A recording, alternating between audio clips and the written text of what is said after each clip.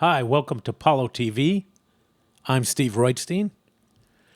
This is a picture, in case you don't recognize it, of the late great Michael Jackson. It's a snapshot from his Billie Jean video.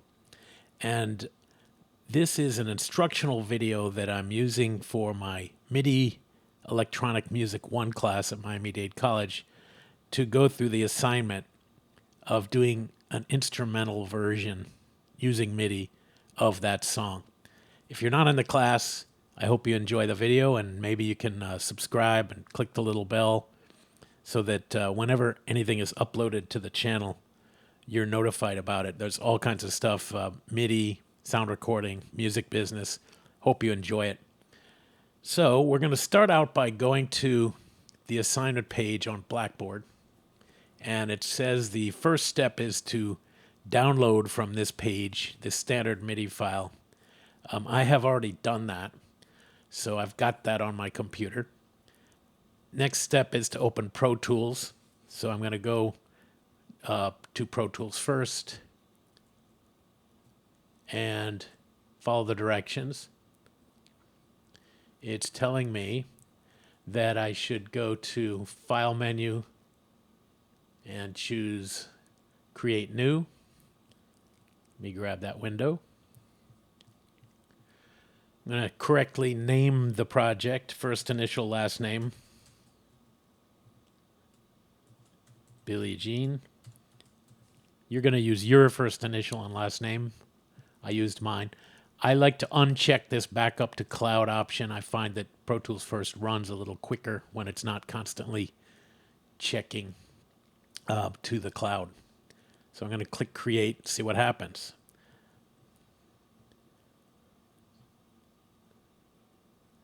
And here we have a blank session. And then we have to go through the steps once again. So I'm going to switch back to the assignment page. It's telling me to import the standard MIDI file. All right. File, import. Now I have to navigate to this standard MIDI file, which is on my desktop. Open. Once I do that, let me grab this little window here. It's on my other screen at the moment.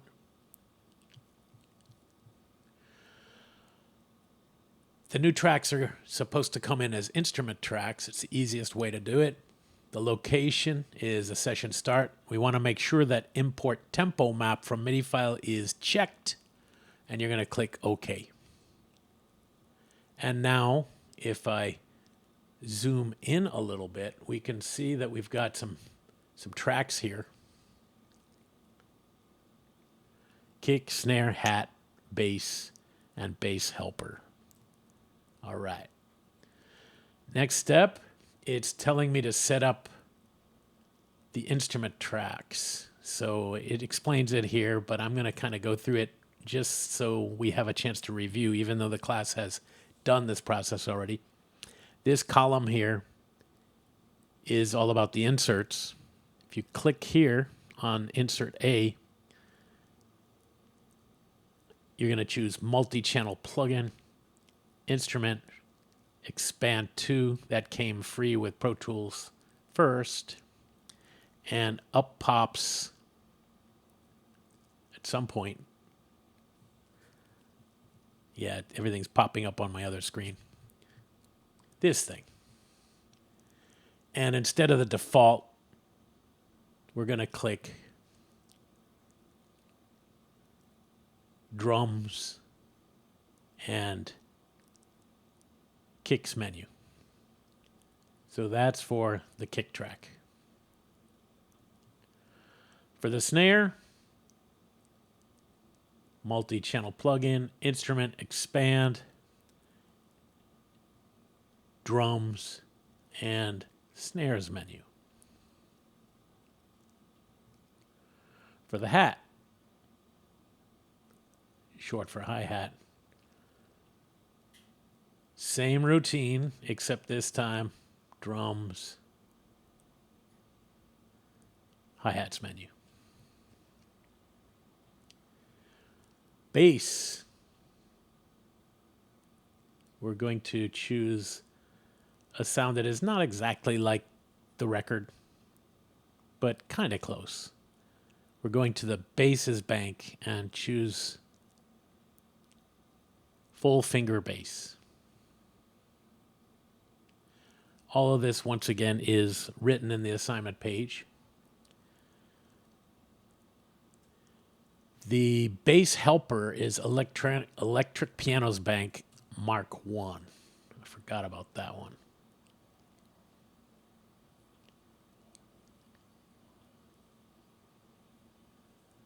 Electric piano Mark 1. And finally, the chords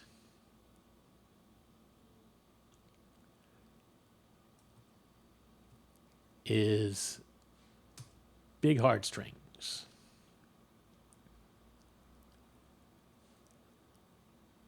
That is under the category of strings. And this one right here, I believe. Big hard strings. All right. So let's see. Am I hearing anything? Yes, I am. I'm going to go ahead and save. Command S, as in save, is the quickest way to do that. The very short excerpt here. What I did was I set up the standard MIDI file so that we would have a reasonable imitation of the record, the original record from the early 80s. And in class, we have already listened a little bit to the Billie Jean instrumental, and it's amazing what you can hear when you focus your ears in as a producer as opposed to a music fan. And we went through a very interesting process of trying to figure out, are the drums on the record real drums? Is it a drum machine? Is it MIDI? Well, we figured out it couldn't be MIDI because the song was actually produced prior to MIDI being available. It is a real drummer. I'll give away the mystery. So we've got what I'm hoping is a close imitation of the kick and snare sound that is on the record that is available using Expand. Decent. We've got the bass there, and one of the things that we're trying to accomplish according to the assignment page is to sort of imitate the shorter bass notes.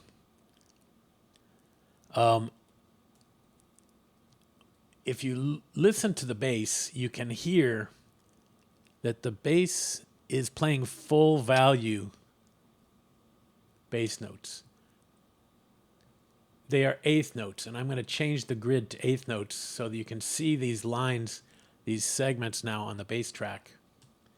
And you can see that each one of these notes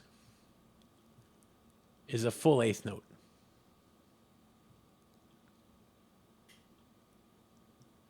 Let me grab this thing here.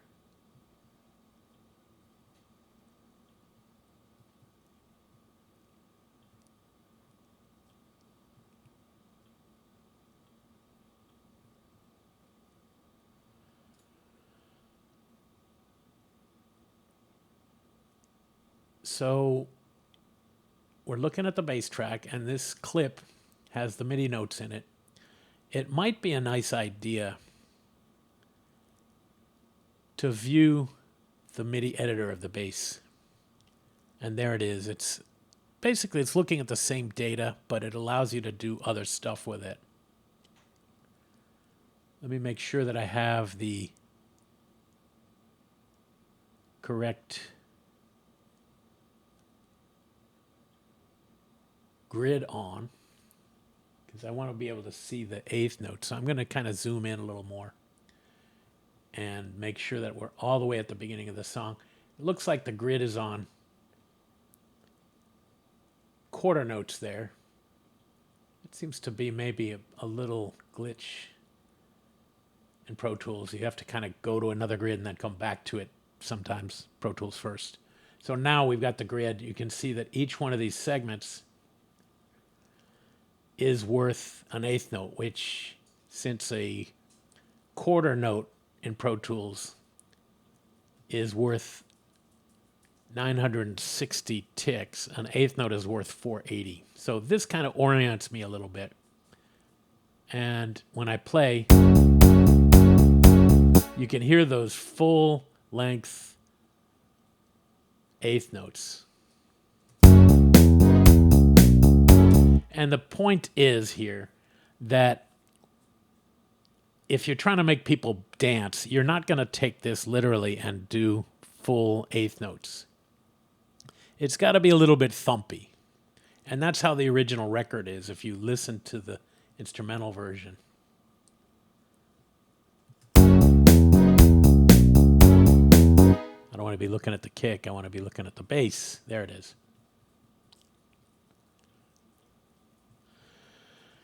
Well, right now we've got the grid on. And if we wanted to try to shorten these notes, we're limited to the grid.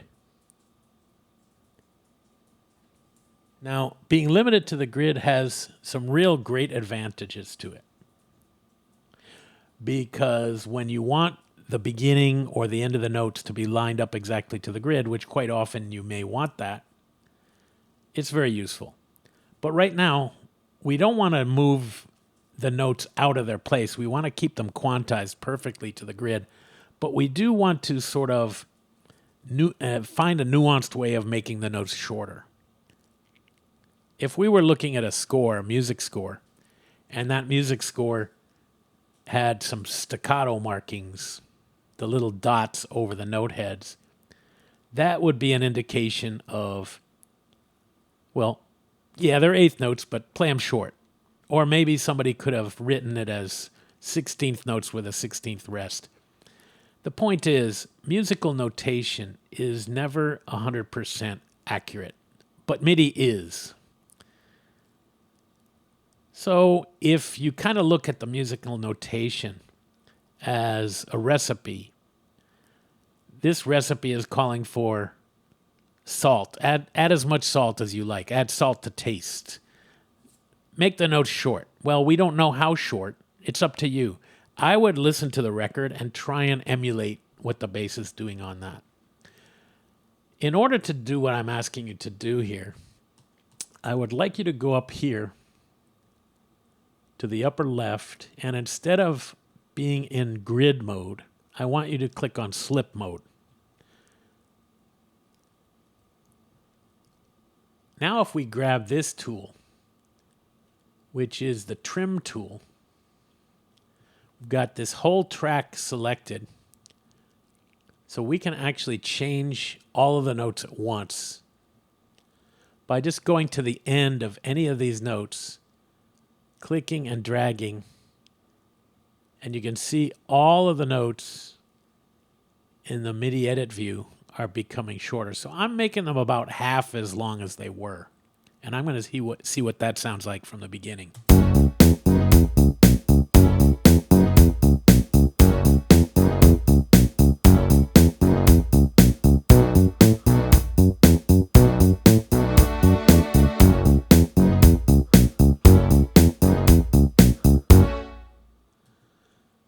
I'm kind of liking that. If you want yours a little longer, a little shorter, that's up to you.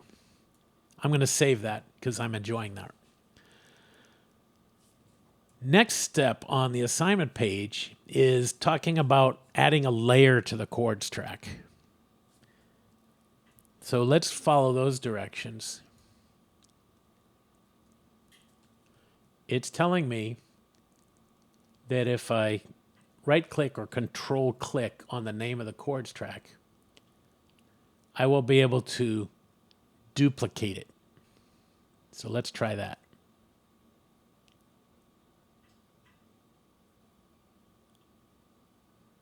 Didn't seem to work. Try that again. Oh, I'm sorry. The little window keeps coming up on my other monitor. I'm not noticing it because it's kind of off to the side. Yeah, there's something I have to agree to, and this is important.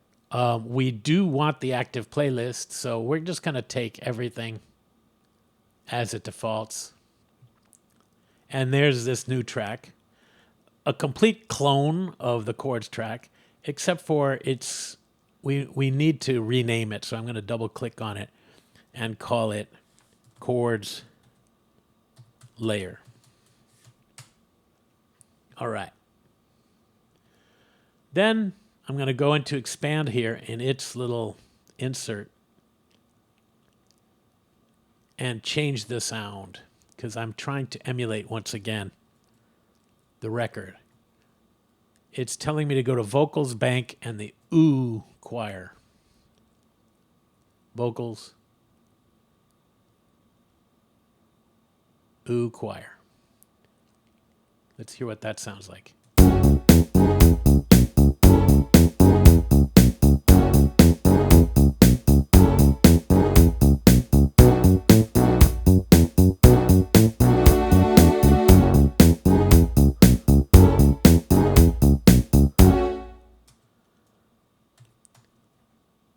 Not bad.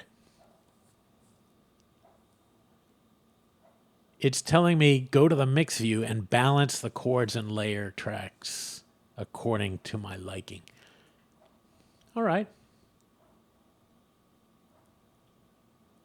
The keyboard equivalent to toggle between the edit view, which is what I'm looking at now, and the mix view is Command equals.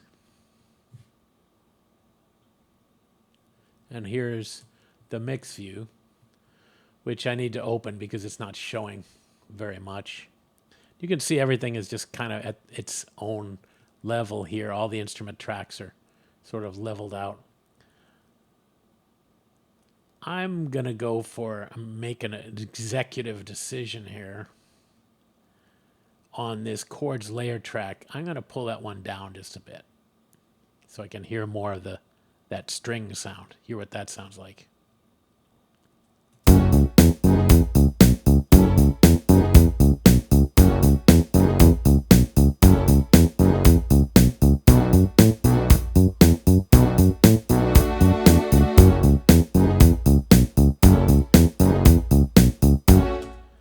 Very basic.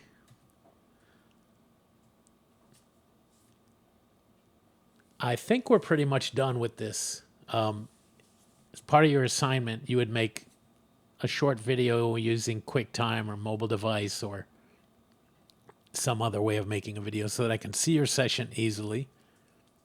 And you're going to create a WAV file of your finished mix. We already know how to do that in this class. I hope you enjoyed this video. This is Steve Roitstein saying adios.